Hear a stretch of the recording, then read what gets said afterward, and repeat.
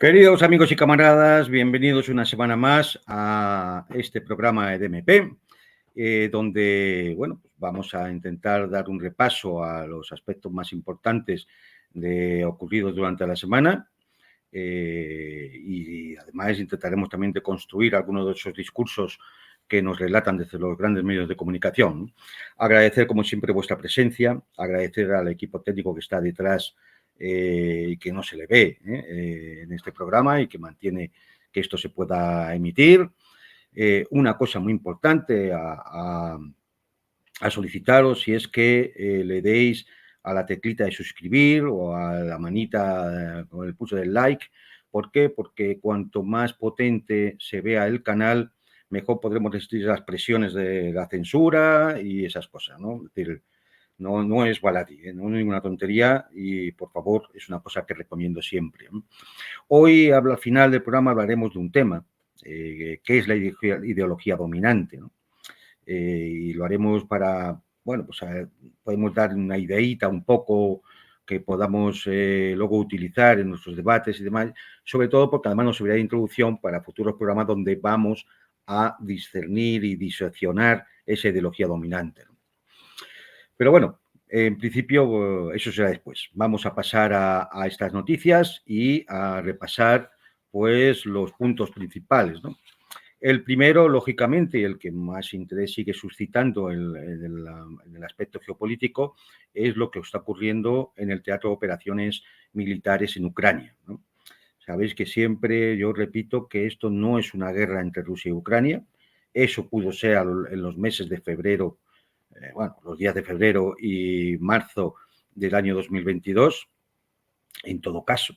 Y a partir de ese momento, de esos acuerdos de Estambul, que Occidente, la OTAN, obligó a no firmar al régimen de Kiev, ya no podemos hablar de una guerra entre Rusia y Ucrania, hay que hablar de una guerra de la OTAN con Rusia, y en esas estamos, ¿no? Es decir, lo hemos visto a lo largo de 2 años y ya no cabe ninguna duda.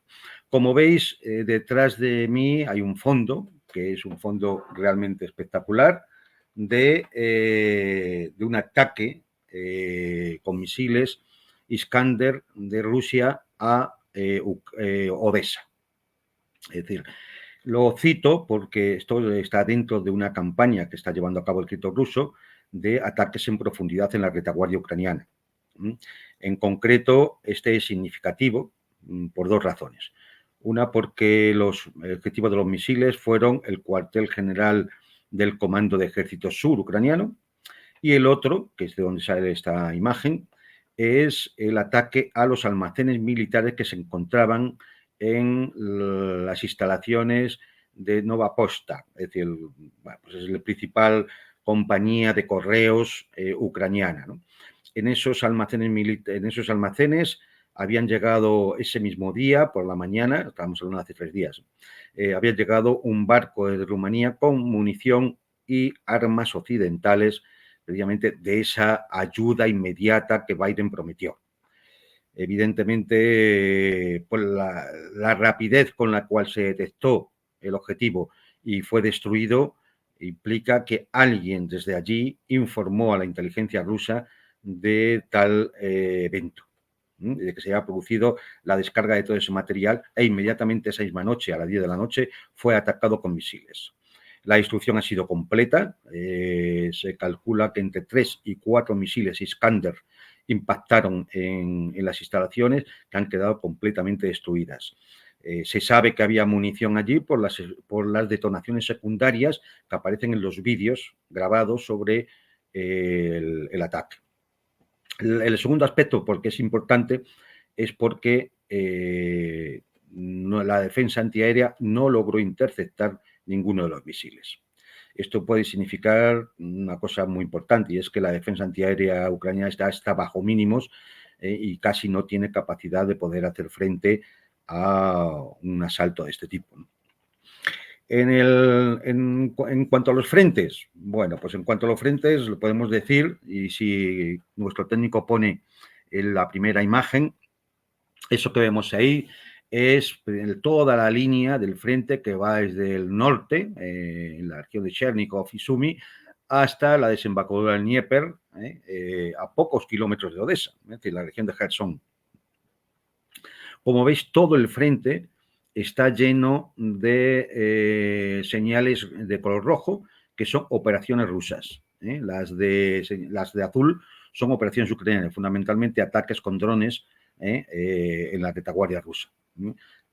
La mayor parte de las veces, lamentablemente, estos ataques son a zonas de población civil sin ningún interés militar. Pero bueno, hace ya mucho tiempo que en Kiev han decidido que esto es lo mejor que pueden hacer. Lamentablemente es así. Si pasamos a la siguiente imagen, vemos uno de los aspectos del frente que más se está moviendo, ¿no? Es decir, aquí hay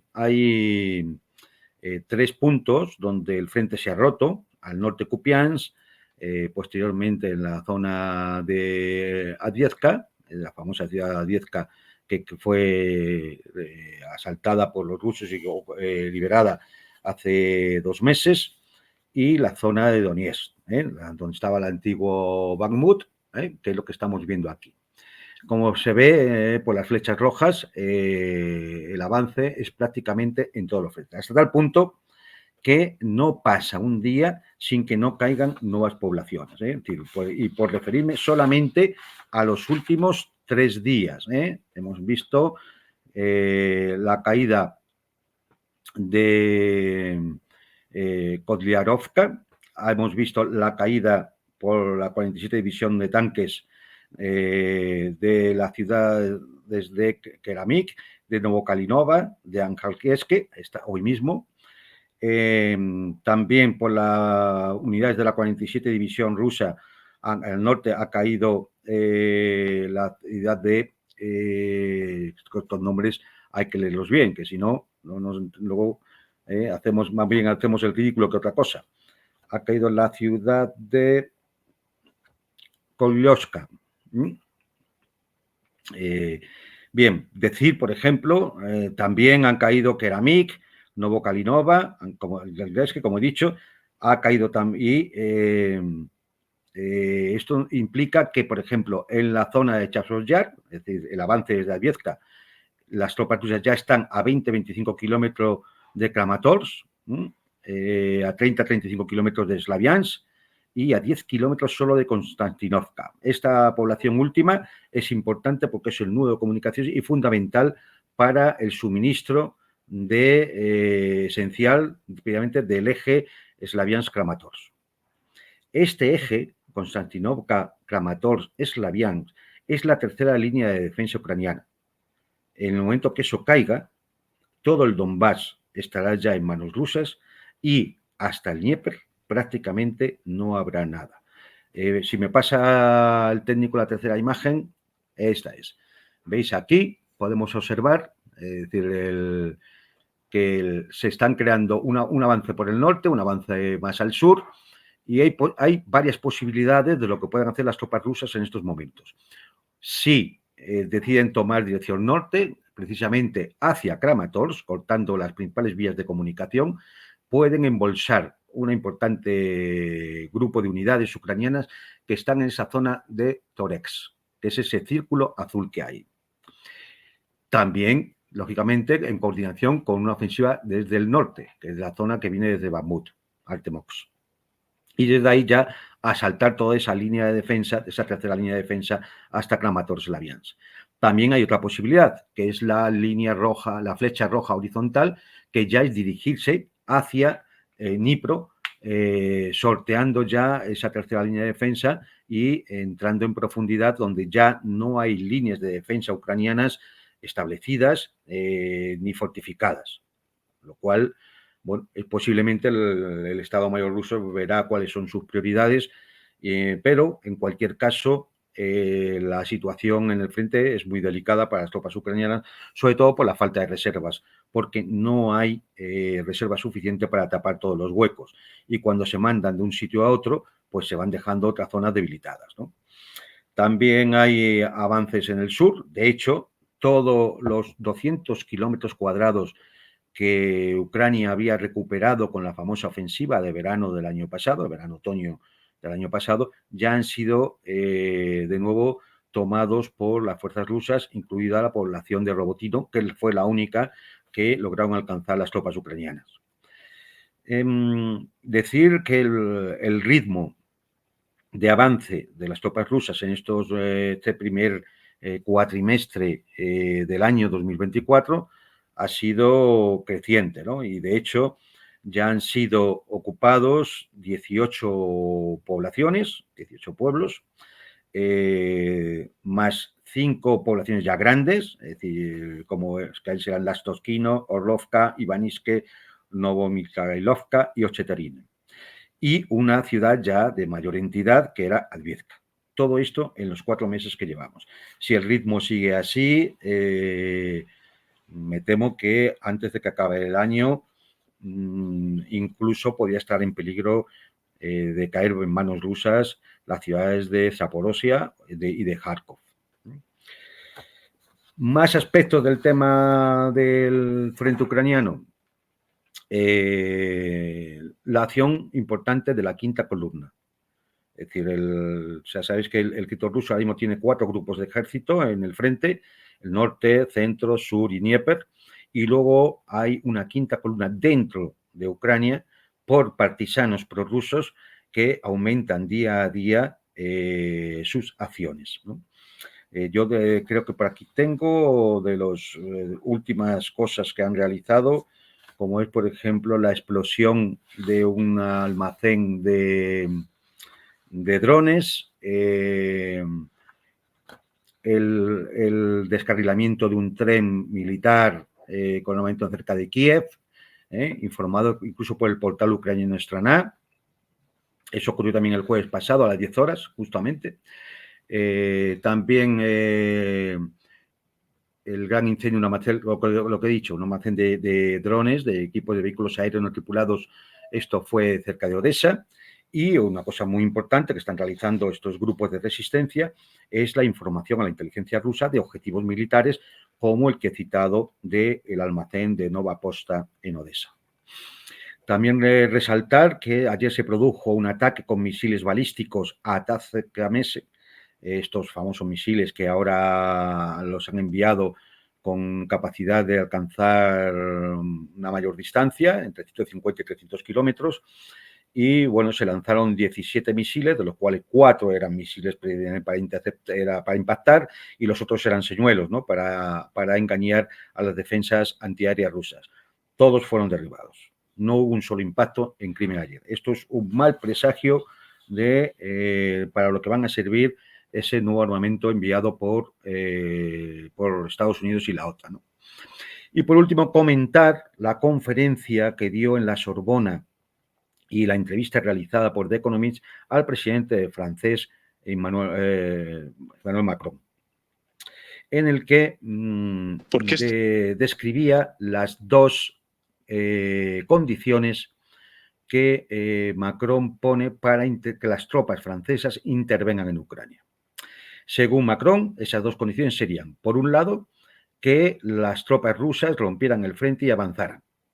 Y la segunda, que hubiera una petición de Kiev de autorizar o permitir o solicitar esa ayuda de las tropas francesas. Bueno, hay que decir que esto es una fantochada más de Macron, puesto que las 2 condiciones se cumplen. La primera, porque es evidente que las tropas rusas están avanzando sobre el terreno. Y la segunda, porque dudo mucho que Zelensky vaya a decir que no a la entrada de tropas francesas que puedan, de alguna manera, aliviar la asfixia de material humano, de soldados, de tropas que tiene ahora mismo el ejército ucraniano. Es decir, aunque solo fuera para acciones en la retaguardia y eso liberara unidades ucranianas que puedan ir al frente, estoy completamente seguro que en Kiev dirían que mañana mismo. Con lo cual, esas dos condiciones de Macron son simplemente, bueno, pues otra fanfarronada mediática de un señor que lo que pretende ser es el líder de la Unión Europea y aprovechar la debilidad alemana y aprovechar que ya no está el Reino Unido y aprovechar una serie de circunstancias, pues bueno, pues para ponerse medallitas. Aunque sí es verdad que, tal como se publicó en Foreign Affairs, digamos, en los sectores de las élites occidentales se plantea el hecho de intentar que sean los europeos, no la OTAN, quienes manden tropas allí y quienes asuman todo el coste económico, humano, social, material y demás de la guerra en Ucrania, sin que ello obligue a los Estados Unidos y a Canadá, que no estarían aquí, es decir, al no ser la OTAN, no tendrían por qué intervenir. Esto es un poco, quizá una idea que se estén planteando las élites para, de alguna forma, intentar evitar lo que puede acabar ocurriendo en las próximas semanas o meses, que sea el colapso del frente ucraniano y, en definitiva, una victoria de Rusia en la guerra. Es decir, que cualquier otra interpretación que escuchen ustedes, en el sentido de que Rusia está bombardeando objetivos civiles como son los almacenes de correos en Odessa, o las bondades de los misiles ATACMS norteamericanos, o que el frente está congelado, que solo hay pequeñas variaciones y cosas de este tipo, bueno, pues no se lo crean. Busquen fuentes más fiables que puedan llevarles al convencimiento de lo que está pasando realmente y no a lo que la propaganda nos llama, ¿no? Porque al final, si no, uno no tiene una idea clara de lo que está ocurriendo. Y lo que está ocurriendo nos va a implicar a todos los europeos, va a implicar a todo el mundo, ¿no? Pero eso también es directamente, porque ocurre aquí en Europa, nos va a implicar a todos los europeos. Y eso que ocurre, pues al final se concreta luego en partidas milmillonarias de euros de ayuda financiera, militar, etcétera, etcétera, y el riesgo de una escalada que obliga a la intervención de soldados de países de la OTAN que no tienen ahora mismo nada que ver con el conflicto y que pueden verse envueltos en ello.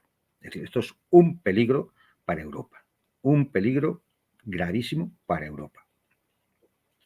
Vamos a otro punto caliente del planeta, el tema del Oriente Medio. Y yo creo que con una imagen nos centraremos mejor. Bueno, mirad, es decir, todos los días seguimos viendo las terribles imágenes que llegan de Gaza por los bombardeos y los ataques del ejército israelí sobre la población palestina. Todos los días vemos situaciones que son realmente bochornosas, que son realmente criminales. Todos los días vemos, incluso esta semana nos hemos enterado, hemos visto, ya tenemos imágenes, hay fotos de cómo los soldados israelíes dejan en una Gaza hambrienta latas que son de comida y que cuando los palestinos las intentan abrir explotan. Es decir, eso no es una guerra, eso es un crimen de guerra. Eso es una apelación al genocidio. Bien, pero salvando el tema obviando lo que está ocurriendo en Gaza, que ya es bastante terrible de por sí, la situación no se puede analizar exclusivamente por lo que esté ocurriendo en la franja. Como repetimos la pasada semana, parece que después del cruce de cohetes y de misiles entre Israel e Irán, pues la prensa occidental ha vendido como que la cosa está más calmada y lo único que queda es solucionar el asunto de Gaza a través de un acuerdo que permita la liberación de los prisioneros de un lado o de otro, etcétera, etcétera. Bien, no es así, no es así. El diseño de una guerra popular prolongada, llevada adelante por las fuerzas que apoyan a los palestinos, sigue dándose en 7 frentes.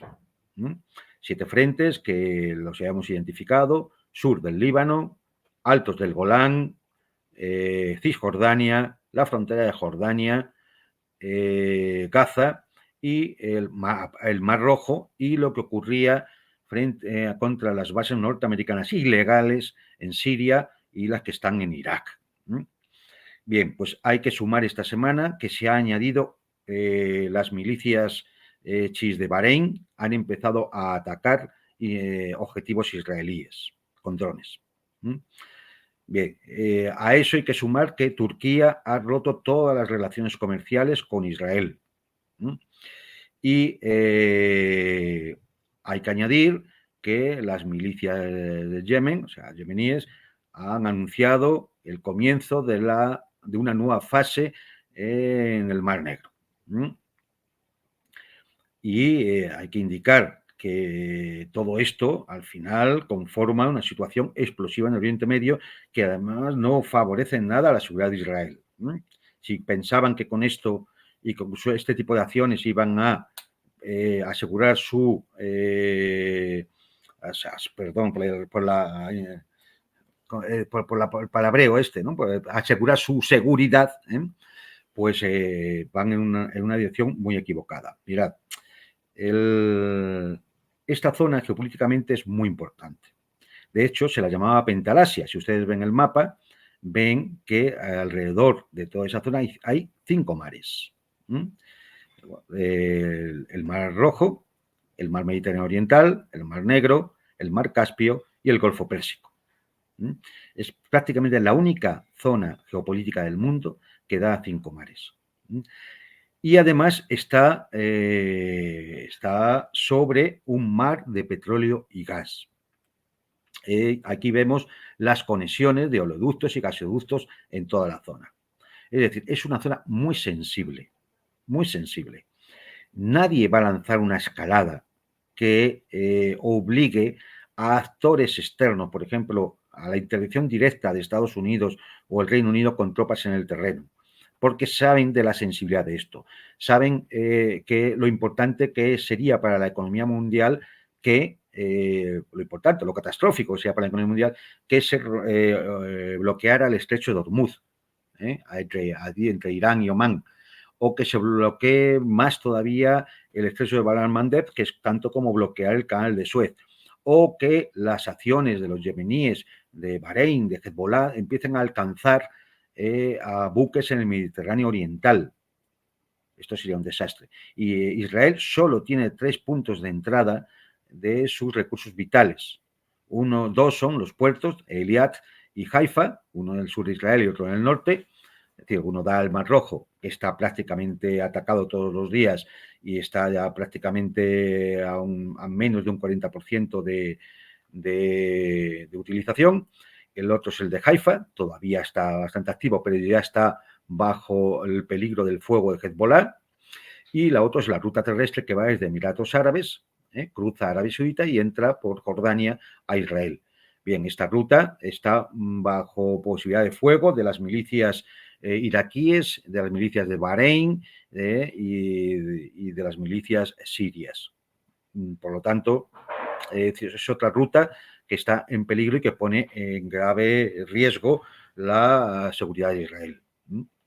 A esto hay que añadir la situación del gobierno israelí con la posibilidad de que la Corte Penal Internacional adopte medidas de orden de búsqueda y captura por delitos de genocidio a Netanyahu y su camarilla. Esto implica la presión de Estados Unidos contra los jueces de la Corte, que incluso han sido amenazados. Ha tenido que salir el señor Khan, que es uno de los magistrados, a avisar de esto. Y por último, y no menos importante, en todos estos frentes, también hay un frente interno en los países que apoyan a Israel. Y me estoy refiriendo fundamentalmente a la revuelta en las universidades norteamericanas, de lo que ya hablamos la semana pasada. La situación no ha hecho más que agravarse, el nivel de represión también ha aumentado e incluso hay que decir que han empezado a participar grupos paramilitares sionistas dentro de Estados Unidos. El asalto a la Universidad de Columbia en California, en Los Ángeles, ha sido terrible, más de 300 detenidos, hay un montón de heridos y eso implica que la violencia puede llegar a las calles norteamericanas, que además debilitan porque la perspectiva de voto del Partido Demócrata, porque generalmente todas estas asociaciones y demás que apoyan a Palestina eran votantes del Partido Demócrata. Y además hay otro factor, y es la extensión de la protesta a otros países. Ya ha ocurrido en Francia, donde también ha habido ya disturbios, en la Sorbona, en la Politécnica de París y en otras universidades, en otras ciudades francesas. Ocurre en Alemania, en México, en otros países de la América Latina, incluso en Japón, en la Universidad de Tokio. Bien, esto implica una presión en los propios gobiernos occidentales que, si se mantiene y sigue, al final se hará insoportable, sin ninguna duda. Bueno, pues pasamos a otro tema más árido, pero que también es muy importante, ¿no? Yo creo que conviene, sobre todo para cuando nos cuenten algunas historietas en los medios oficialistas, saber un poco cuáles son los datos reales.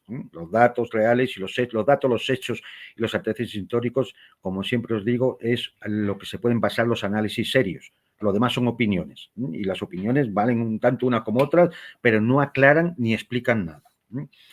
Bien, la economía rusa. Pues la economía rusa, según datos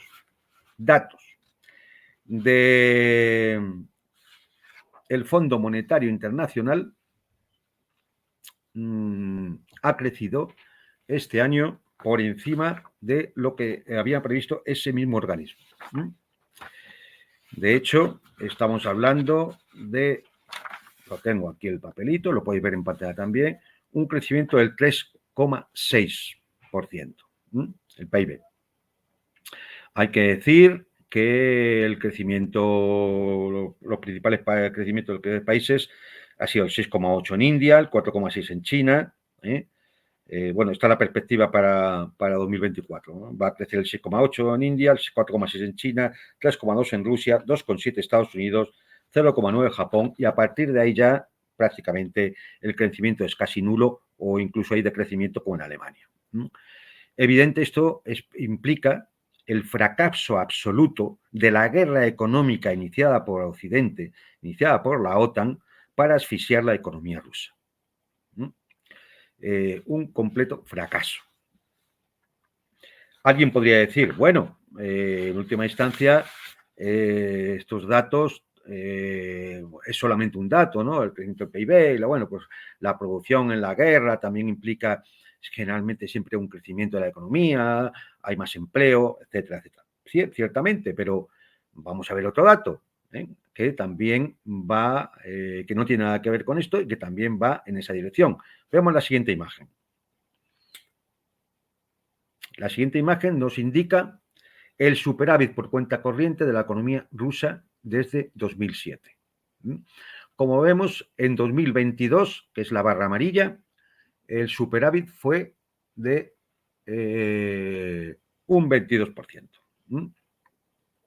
Y en 2024, o sea, perdón, fue un 20%. En 2024, un 14 y pico por ciento. Es decir, los valores más altos desde que existen estos registros en la economía rusa.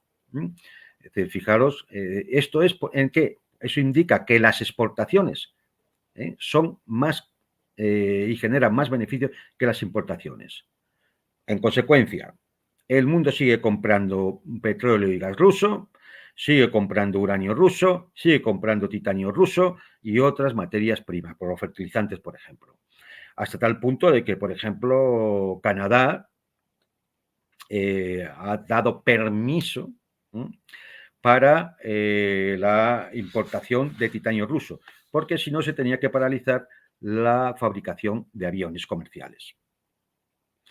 O, por ejemplo, que los 10 principales bancos rusos, las sanciones en Estados Unidos se hayan rebajado hasta lo ridículo. ¿Por qué? Pues porque hay que pagar el uranio, hay que pagar el petróleo que llega, hay que pagar otras materias primas y hay que pagarlas, lógicamente, a un banco ruso. Aunque se paguen en dólares o aunque se paguen en rublos o lo que sea, pero hay que hacerlo a un banco ruso. Entonces, para poderlas pagar, tienes que establecer conexión con esos bancos. Por lo tanto, tienes que quitarles las sanciones. Y ya ha ocurrido. Ya ha ocurrido. Los 10 bancos principales rusos, de nuevo, pueden establecer operaciones en Estados Unidos. Bien, todo esto, como digo, todo esto lo que va indicando es claramente que toda esa guerra económica es un completo fracaso. En Rusia ahora mismo hay pleno empleo, se denomina pleno empleo cuando se está por debajo de un 3% de paro, porque es un paro técnico, es la gente que sale o va entrando al mercado laboral. Bien, pues está en menos del 3%. Ha habido un aumento del consumo, ¿por qué? Porque también los salarios han aumentado y ese aumento del consumo también implica efectivamente cierto calentamiento de la economía y por eso hay una cierta tasa de inflación alta. Que están aproximadamente entre el 7 y el 10% va fluctuando a lo largo del año, ¿no? Bueno, pues evidentemente la inflación cuando la economía se recalienta lo que indica es que hay mucha actividad económica. Vamos, que no se paraliza la economía rusa.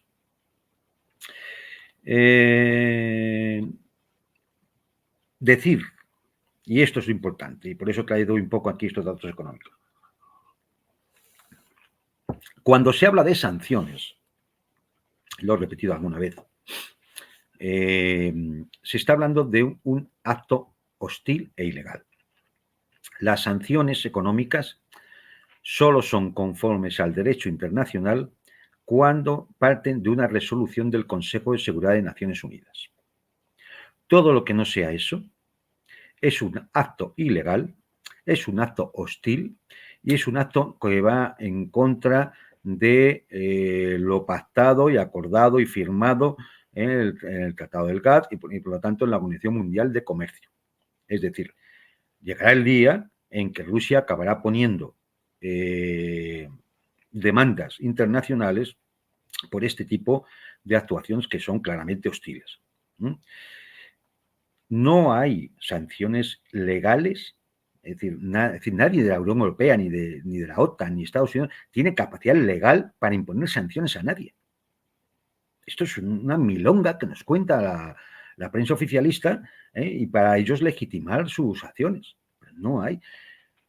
Pero y además, con esto, lo único que se da es opción a que Rusia responda con la misma moneda. Y hay que decir que frente a los 300.000 millones de dólares congelados en Occidente, de activos rusos congelados en Occidente, pues los activos occidentales en Rusia son 288.000 millones de dólares, que ya han empezado a ser no congelados, sino claramente incautados.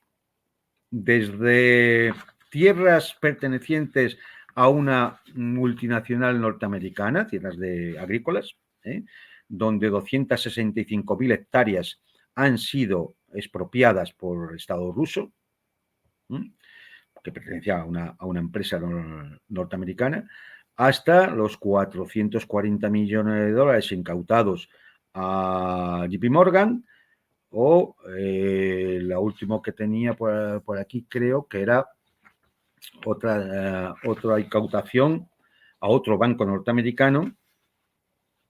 Si no lo encuentro, lo pasamos, no pasa nada.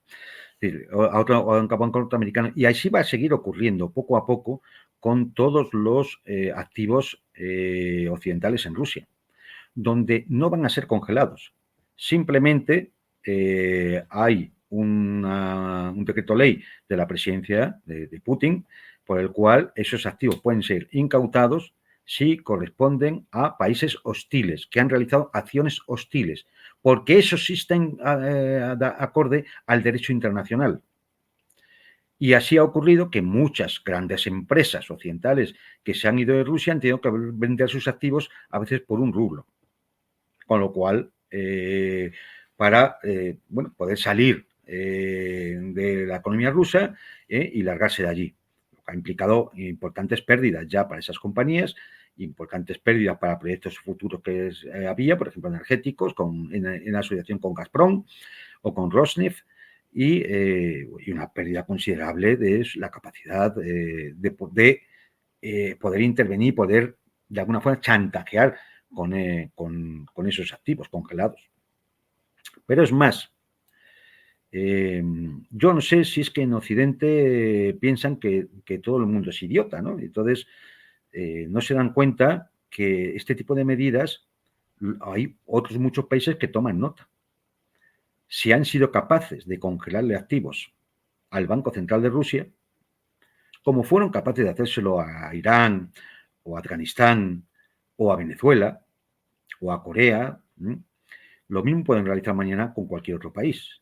Y eso implica que haya países que estén empezando o a vender bonos del Tesoro norteamericano, por ejemplo China. Solamente el mes pasado 22.700 millones de dólares de bonos norteamericanos que han sido vendidos. O hay países que han empezado a retirar sus reservas de oro que están depositadas en fornos en los Estados Unidos y las están reclamando, sobre todo países africanos y del Oriente Medio. Todo esto al final acabará debilitando la propia economía norteamericana. Muchos países dejarán de utilizar progresivamente y poco a poco el dólar, muchos países retirarán sus reservas, venderán sus bonos del Tesoro americano, y eso solo puede ir en detrimento de la propia economía norteamericana. Ya no quiero decir nada de la europea, donde el desastre económico es incalculable, ¿no? Es decir, solamente el daño hecho a la factura energética de la Unión Europea por el bloqueo a las sanciones, al gas y al petróleo ruso, ha significado más, según la propia Vicesecretaría de Comercio de la Unión Europea, ha significado 1 billón con B de euros. Algo irrecuperable, es decir, algo irrecuperable. Y esto es un poco lo que quería comentar respecto a las cuestiones económicas, sobre todo porque oiréis mucho hablar de las sanciones, el tope al gas, el tope al petróleo, van a ver si dejan de comprar piedras preciosas, a ver si dejan de comprar otro tipo de material, como he dicho, el titanio, a ver si se deja de comprar a Rusia pues el uranio, y al final vemos que, primero, hay que partir de un hecho que es físico, puramente científico. El uranio que hay es el que hay, el que se está extrayendo. Pueden aparecer nuevas minas, pero el que hay es el que tenemos ahora mismo contabilizado. Y si no se lo compras a Rusia, se lo tendrás que comprar a otro. Pero es que si no se lo compras a Rusia, el precio va a subir. Ese otro, para vendértelo a ti, tendrá que ser un precio mayor de a quien se lo está vendiendo ahora. Si no, ¿por qué te lo va a vender a ti? Es decir, el precio de la materia prima sube. Y como sube, tendrás que pagarlo más caro. Por lo tanto, son unas sanciones ridículas que solo obedece a la típica soberbia occidental, al típico delirio de la OTAN, que piensan efectivamente que esto es un jardín y que el resto son unos salvajes y unos bárbaros. La jungla, ¿no?, que decía Borrell. Finalmente, en esta parte de noticias, para no pasarnos mucho de tiempo, y aquí hablamos del tema de las libertades.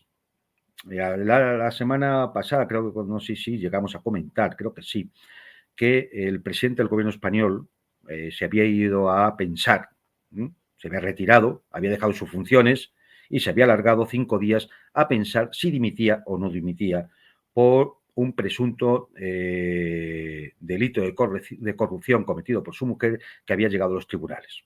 Lógicamente, ellos consideran que esa acusación es falsa, es decir, que no tiene recorrido y por tanto, pues él se retira, hace una reflexión de si merecía la pena seguir siendo presidente del gobierno mientras se daban estas situaciones, ¿no?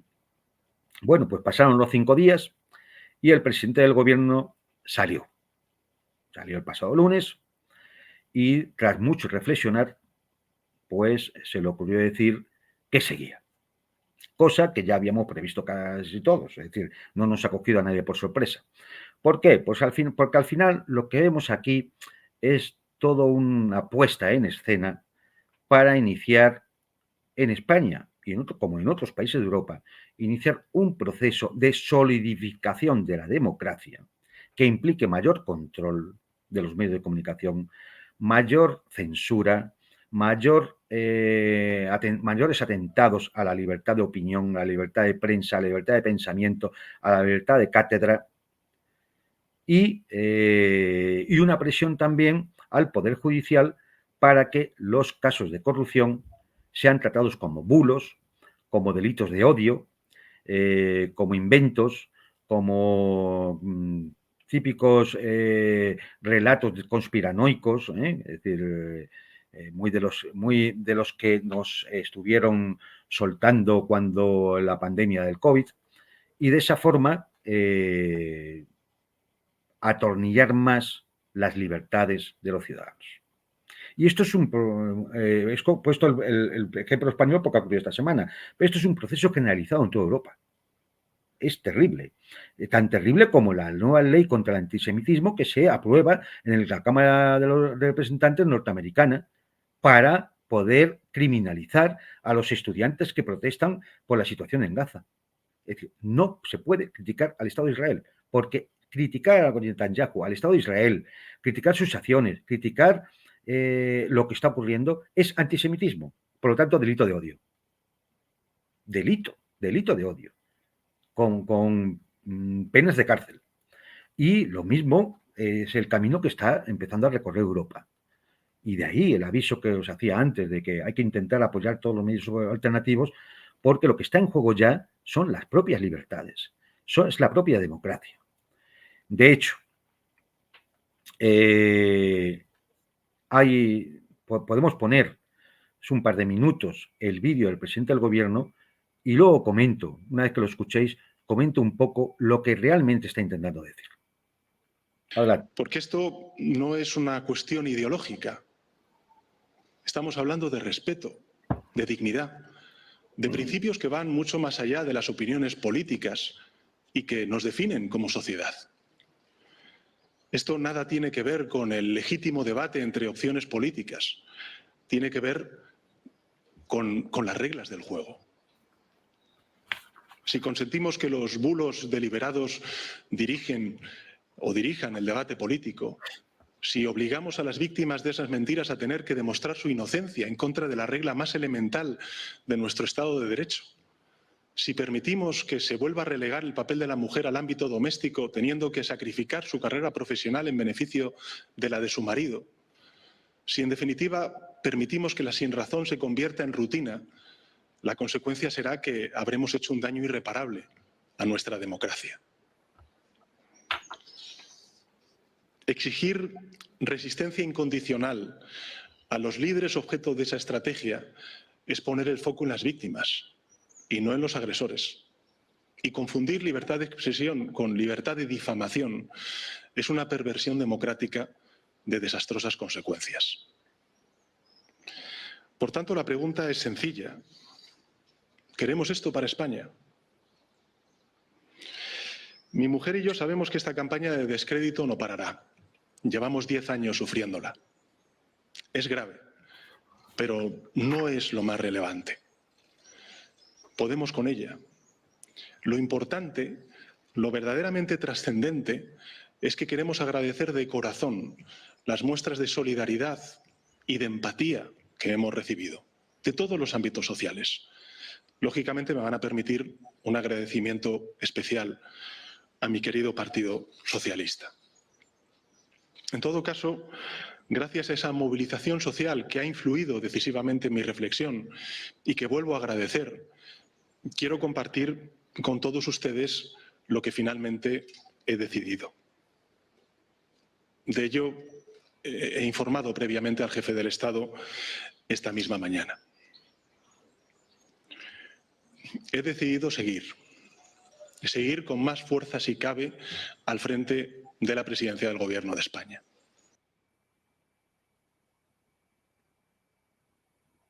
Vamos a ver. Vamos a ver. Este señor habla de las reglas del juego. Se supone que las reglas del juego son las reglas de una democracia. Me referiré al final a esto. Habla de bulos. ¿No? Los bulos, si una cosa es un bulo y llega a un juzgado, el juez no lo archivará. Si no tiene pruebas, si no hay consistencia, lo archivará. Por lo tanto, el bulo queda absolutamente inutilizado. Si además el bulo implica un ataque al honor o una difamación, lo que tiene que hacer es querellarse porque la legislación atiende este tipo de delitos. Uno se querella y ya está. Oye, estos señores me han difamado. Han dicho que mi mujer ha hecho esto y no lo ha hecho. Bueno, pues eso lo resolverá el tribunal. Claro, es decir, no sé qué tiene que ver el papel de la mujer, de que tenga que renunciar a su carrera profesional. No, pues sí, pero vamos a ver. Pero si tenemos un gobierno que tiene una mayoría de mujeres como ministras, ¿a qué se está refiriendo? Hay presidentas del banco. ¿Qué tiene que ver que acusen de presunto tráfico de influencias a su mujer para decir que es que aquellos que están sacando esto a relucir lo que quieren es que la mujer vuelva al trabajo del hogar y abandone su carrera profesional? No, esto simplemente está llamando al hecho emocional que impacte en la cabecita, en las mentes de las mujeres, para que lo vean como una agresión a ellas, cuando no tiene nada que ver. Es una manipulación clarísima. El poner el foco en la política. No, el foco en la casta política. Hombre, a ver si es que no se va a poder criticar a los políticos por ser políticos. Qué sufrido es el presidente del gobierno, tan sufrido como Macron o como Sol o como Meloni. Son, es decir, distintas ideologías. Son todos muy sufridos. ¿Ve? Entonces, ¿dónde está el control del poder? ¿Dónde queda el control del poder? No va en la nómina, señor presidente.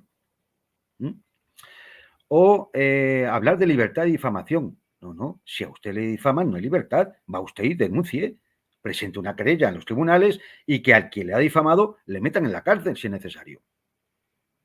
Aquí no hay libertad de difamación. No nos manipule, hombre, no nos manipule. Denuncie usted, vaya a los tribunales.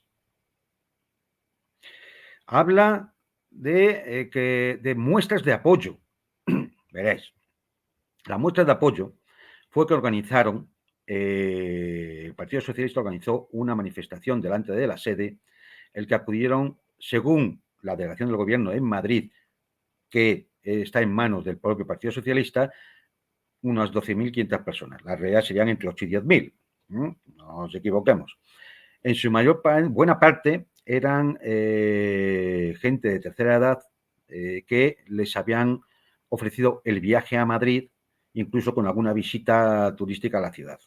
Y entonces pues habían logrado traerse, a través de unas ciertas asociaciones de la tercera edad y de jubilados, habían logrado traerse a unos cuantos miles de personas. Porque hay que decir que esas 10.000 personas que se juntaron en Madrid venían de toda España. Si esos son las grandes masas de apoyo popular que han hecho cambiar de opinión al presidente del gobierno para que no dimita, que cada uno saque sus propias conclusiones. Ha habido también un pequeño manifiesto de gente de la cultura, directores de cine, artistas y demás, absolutamente subvencionados por el poder. Igual que los medios de comunicación, que lógicamente han apoyado al presidente en todo esto. Medios de comunicación que viven de las subvenciones del poder. Es decir, estamos hablando del mismo aparato, el aparato de propaganda del poder. Y decía lo de, bueno, acaba con lo del, acaba diciendo que esto de ahora no es un punto y seguido. Él no sigue como antes, es un punto y aparte. Porque va a iniciar toda una serie de medidas para luchar contra los bulos, la desinformación y la judicialización de estas cosas. Es decir, va a ir contra libertades fundamentales. Y nos queda entonces, en medio de esa escena de victimización y de ataque realmente a los que critican una situación, la situación política española en concreto, pues hay que volver a eso que dice él de las reglas del juego. Las reglas del juego, que es la democracia. Bien. La democracia es una categoría política y está perfectamente estudiada en la ciencia política. La democracia implica la libertad política colectiva y, por lo tanto, que haya un proceso constituyente en la cual se pueda expresar esa libertad política colectiva. La Constitución española no lo es.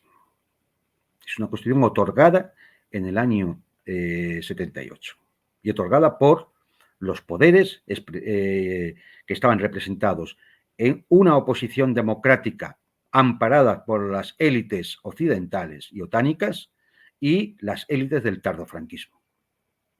Y de ahí surge el consenso que se expresa en una constitución sin proceso constituyente y sin libertad política colectiva. La democracia es el respeto a los derechos fundamentales, a la libertad de prensa, a la libertad de opinión, a la libertad de expresión, a la libertad de manifestación, a la libertad de investigación, a la libertad de cátedra. Y si no, no hay democracia. O al menos está limitada. La libertad es la representación política, una opinión política justa, donde el voto mío valga lo mismo que el voto de cualquier otro ciudadano. Cuando se establece un sistema electoral donde los votos no valen lo mismo, hay que poner en duda la calidad democrática de ese régimen. La democracia es el imperio de la ley. Y el imperio de la ley la tienen que respetar todos. Todos. Desde la mujer del presidente del gobierno hasta el último de los ciudadanos. La democracia es la igualdad de todos los ciudadanos ante la ley. Cualquiera que viva en España sabe que no hay igualdad de los ciudadanos ante la ley. Está expresada en algunas leyes, esa desigualdad. La democracia es que exista una igualdad de oportunidades de todos los ciudadanos, que todos puedan acceder en régimen de igualdad, en concurso, en oposición, en competencia, todos puedan acceder en régimen de igualdad a cualquier puesto en la administración pública, a cualquier oportunidad en la educación, etcétera, etcétera. Quien viva en España sabe que esto no es así. Y la democracia implica la separación de poderes. Es decir, que el poder legislativo sea diferente al ejecutivo, diferente al judicial. Y en España, aquí, lo que hay es que unos partidos políticos hacen unas listas, los ciudadanos votan esas listas para diputados, esos diputados se reúnen y deciden quién es el presidente del gobierno, que es el ejecutivo, y ese ejecutivo, que se reúne con su Consejo de Ministros, decide quiénes van a ser el Consejo General del Poder Judicial, o el director de Televisión Española, o el director de las empresas públicas, etcétera, etcétera, etcétera. ¿Esto es una democracia? ¿Es eso lo que entendemos, lo que la ciencia política entiende por democracia? Pues si no lo es, todo este discurso que se ha montado el señor presidente del gobierno es más falso que un euro de plástico. Y esconde otra cosa mucho más siniestra y que espero que podamos y nos dejen seguirlo comentando en los próximos programas. Y finalmente con esto ya no acabamos un poco el repaso de lo que han sido temas importantes a lo largo de esta semana y comentar en los minutos que nos quedan un poco el tema de hoy, que yo creo que es introductorio a cosas que vamos a hablar en el futuro. ¿Qué es la ideología dominante? Bien, la ideología dominante en las sociedades liberales, las sociedades liberales se caracterizan por una metafísica, que es la del individualismo, el individuo como factor absoluto. Tiene una especie de metahistoria, es decir, el progreso es algo lineal que crece a lo largo de los años en la historia. Es como si no hubiera, es decir, como si la historia tuviera una vida propia y avanzara en una determinada dirección. No sabemos cuál, ni cómo se interpreta eso, ni bajo qué esquema se interpreta. Bueno, sí lo sabemos. Se interpretan bajo los esquemas del liberalismo más el capitalismo. Es decir, en la estructura de las sociedades liberales occidentales, lo que tenemos es una construcción en lo político liberal, en lo económico capitalista. Y eso nos marca unos ejes de coordenadas que nos indican que cuanto más liberalismo y más capitalismo, eso es el progreso. Ya me dirán otros, bueno, pues desde otra perspectiva el progreso significa otras cosas. Bien, pero serán los tipos de sociedades. En las sociedades liberales eso es lo que ellos identifican como progreso. El progreso económico, el progreso político, de mayores libertades individuales, de mayores libertades formales, de mayor desarrollo individual, el individuo por encima de todas las cosas, etcétera, etcétera. Bien, en definitiva, las sociedades liberales se caracterizan por ser una estructura de clases. ¿Y en qué está basada esa estructura de clases? En el poder. El poder del dinero, el poder económico, el poder de los propietarios de los grandes medios de producción de capital. Hace un siglo y algo, cuando Marx y otros autores analizaron la estructura del capitalismo de aquella época, claro, ese poder estaba imbricado en los medios de producción. Pero hoy vemos que ese poder no es tanto el medio de producción, coches o producción agrícola o maquinaria, sino en los medios de producción de dinero, es decir, en la especulación financiera, lo que se llama la financiarización de la economía. Ahora bien, esa estructura es muy cruda. Es decir, hay de alguna forma, si todos los ciudadanos fueran conscientes de lo que estamos es viviendo bajo la dictadura del capital, pues posiblemente habría una gran reacción a todo ello. No se permitiría que esa democracia que hablábamos antes, que esas libertades estuvieran determinadas por el poder del dinero. Por tanto, de alguna forma, esa realidad hay que ocultarla. Y para ocultarla se utiliza la ideología.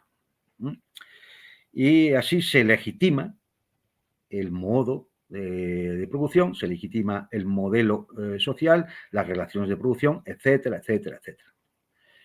Su función es ocultar la realidad profunda de la división de clases. ¿Es así? De clases que posiblemente ya no sean exactamente como se las estudiaron los clásicos de la economía en el siglo XIX, ya no sea solamente proletariado y burguesía. Posiblemente ahora parte de la burguesía se ha proletarizado, aunque no lo sepa. Y posiblemente lo que era la antigua burguesía ha quedado reducida a élites todavía más pequeñas y con una mayor concentración de capital. Y entonces, para ocultar eso, pues lo que se acaba es imponiendo una especie de superestructura ideológica. Y eso es a lo que llamamos ideología dominante. Siempre tenerlo en cuenta. La ideología dominante es la ideología de la clase dominante, de la clase que tiene el poder. El poder no solamente del saldo de la cuenta bancaria, el poder sobre las instituciones judiciales, el poder sobre los aparatos represivos, el poder para decidir sobre la educación, el poder sobre los medios de comunicación y, por lo tanto, de la construcción del relato de esa ideología, para legitimar esa estructura política. El poder, o sea, la ideología dominante es la ideología de la clase dominante. Es más, es que esto de verdad se demuestra por reducción al absurdo.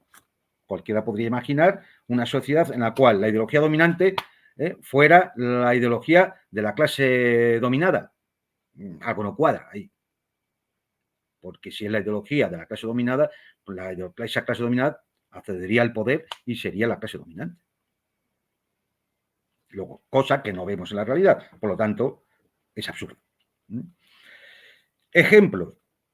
Y esta misma semana he visto un ejemplo de esta ideología dominante, cómo oculta realmente esas relaciones sociales que están en la estructura de la sociedad capitalista. Imagen. New York Times.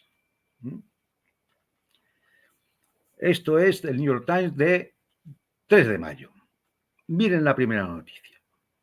Bueno, en el Festival de la Canción de Eurovisión, un evento cultural que ven millones de personas en Europa y creo que en otros países del mundo, donde participan 30, 40, 50 países, ya no sé, porque todos los años varía un número u otro. Bueno, pues se permiten las banderas de los propios países, menos la Rusia y Bielorrusia porque no los dejan participar en Eurovisión. Se permite la bandera de Israel a pesar de la protesta casi unánime de muchísima gente de que no se la deje participar como protesta por lo que está ocurriendo en Gaza, y se prohíbe la bandera palestina. Incluso se permite la bandera del movimiento LGTB, que no sabemos muy bien qué papel juega en un concurso musical, pero bueno, es decir, pero bueno, no, es decir, forma parte del tema de la ideología dominante. Pero no se permite la bandera de Palestina. Esto es una expresión de la ideología dominante. Eurovisión no es algo que realice la gente desde la base. Eurovisión es un negocio que se monta por la Unión Europea de Radiodifusión, impulsada por la OTAN, y de esto hemos escrito en geoestrategia.es, es decir, y sirve, bueno, pues como una forma de cohesionar los países europeos, con una actividad conjunta y demás, en la cual se ha convertido en un negocio para las televisiones, en un negocio para los consorcios que publicitan en ese concurso, desde casas de disco hasta, bueno, pues, comercio de moda, etcétera, etcétera, que se publicitan ahí. Y por lo tanto es un negocio capitalista. Y vemos cómo ese negocio capitalista tiene que ir acorde con la ideología dominante, que legitima su posición, prohíbe la bandera palestina. Esto es un ejemplo de cómo la ideología dominante lo inunda todo, hasta un simple festival de canción, de la canción. O, por ejemplo, cuando se habla de la Organización Mundial de la Salud, todo el mundo debe pensar que se debe ser un organismo amparado por las Naciones Unidas. No, está financiado por entidades privadas. Sus principales financiadores son la Fundación Melinda y Bill Gates y otras por el estilo. Es una entidad privada y va a favorecer ¿a quién? Pues a las corporaciones. A las corporaciones, en este caso, las corporaciones farmacéuticas. O el propio Hollywood está lleno de la ideología dominante. En todas sus películas. Hay muy pocos directores de cine que hagan películas que puedan resultar críticas con el status quo. Muy pocos. Generalmente, todos siguen una serie de directrices que vienen a legitimar eso que hemos hablado de sociedad liberal, liberalismo y más capitalismo. Y a veces incluso hasta las fórmulas imperialistas. En la actual fase del capitalismo, que ya no es, hemos dicho, ya no es el capitalismo, ya no es el mercantilismo, ni el capitalismo industrial del siglo XIX y principios del XX, ni siquiera ya es el capitalismo de inicios de la globalización en los años 80, 90, estamos ante un capitalismo de corporaciones. Es una especie de estructura neofeudal, donde una serie de señores feudales, neofeudales, tienen el poder por encima incluso de los estados. Si nos refiriéramos al feudalismo clásico, diríamos por encima incluso del rey, en la actualidad de los estados. Son la Big Pharma, la Big Tech de la tecnología, la Big Media de los grandes medios de comunicación, el complejo militar industrial, y las grandes corporaciones financieras y fondos de inversión, Fondos de inversión que, por ejemplo, BlackRock, su presupuesto, o sea, maneja un capital que solo 2 presupuestos de estados lo superan, que son los de Estados Unidos y China. Está por encima de todo lo demás. Esos son las BIC. Esos son las grandes corporaciones y esa es la estructura del actual capitalismo neofeudal que se nos va imponiendo en el desarrollo que ha tenido en las últimas 2 décadas, sobre todo desde el momento unipolar que se dio con el colapso de la Unión Soviética. Y a esta ideología la llamamos globalismo. El globalismo como ideología, hay que entenderlo, está por encima, está fuera, es otra cosa, está por encima de las diferencias clásicas, las de izquierda y derecha. Y de hecho vemos políticas globalistas con gobiernos de izquierda en España, en Alemania, políticas globalistas con gobiernos de derecha, incluso de extrema derecha, Italia, por ejemplo, o la actual Argentina. Está por encima de las divisiones de religiones. Hay gobiernos globalistas y dominados por las grandes corporaciones en el mundo islámico, en el mundo cristiano, en el mundo budista. Está por encima de las naciones. De hecho, una de sus intenciones, y lo veremos en próximos programas, es la destrucción de los estados nacionales, porque son un obstáculo para el desarrollo de las BIC. Está por encima de las culturas. Las diferencias culturales son un problema. Es decir, aquí lo que interesa es el individuo consumidor. El individuo que puede hacer crecer efectivamente las cuentas y los balances de esas BIC, de esas grandes corporaciones feudales. Es decir, el tesoro del señor, del noble. Y algunas de estas características las seguiremos desarrollando para efectivamente podamos identificar claramente cómo es esa ideología, el globalismo, pero esto ya lo haremos en los siguientes programas. Y con esto, bueno, pues acabamos por hoy, 1 hora más o menos, como siempre. Sí quiero acabar con una cita, como hicimos la semana pasada y como haremos en el futuro. En este caso he cogido a George Orwell, que hay que decir que es un gran literato, tiene sus páginas oscuras, algún día la podemos comentar, pero que en alguna de sus obras dejó auténticas frases para la posteridad y que hoy más que nunca son actuales. Decía así George Orwell: la libertad es el derecho a decirle a la gente lo que no quiere escuchar. La libertad significa libertad para decir que 2 más 2 son 4. El día que a las verdades evidentes no las podamos decir, por más evidentes que sean, ese día ya no tenemos libertad. Darle una vuelta a esa frase. Otra más. En tiempos de engaño universal, decir la verdad se convierte en un acto revolucionario. Eso nos sitúa a todos en un bando determinado. Todos los que vemos estos programas, estamos en canales alternativos y demás, nos sitúa en un bando determinado. Nos sitúa en el bando revolucionario. Y por último, cuanto más se desvíe una sociedad de la verdad, más odiará a aquellos que la proclaman. Y este es el gran peligro que ahora se cierne, por lo menos en Europa y en los Estados Unidos, por lo menos en Occidente. Cuanto más se desvíe una sociedad de la verdad, más odiará a aquellos que la proclaman. George Orwell. En fin, con esto finalizamos. Hasta la próxima semana, donde volvemos a dar un repaso y seguiremos hablando de esa ideología dominante, de esa ideología de la clase dominante, que es el globalismo. No olvidéis de dar al a suscribiros, de dar al like y de así ayudarnos un poco a mantener esta estación de comunicación en el aire. Hasta la próxima semana.